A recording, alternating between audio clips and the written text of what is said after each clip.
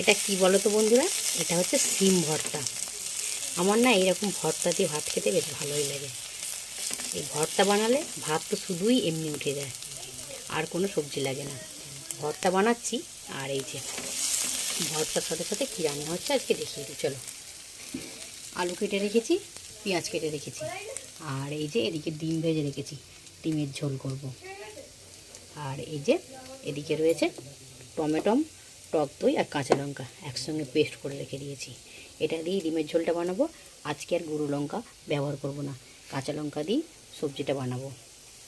আর এই যে সিম ভর্তাটা আমার প্রায় হয়ে এসেছে, তেলও ছেড়ে দিয়েছে। এটাকে এবার নামিয়ে নেব। কার কার আমার মতো এরকম ভর্তা দিয়ে ভাত খেতে ভালো লাগে অবশ্যই কমেন্টে জানাবেন। আর সিম ভর্তাটা তো দেখতে তো খুব সুন্দর হয়েছে, খেতেও কিন্তু দুর্দান্ত হবে। চলো রান্নাটা করে নিই।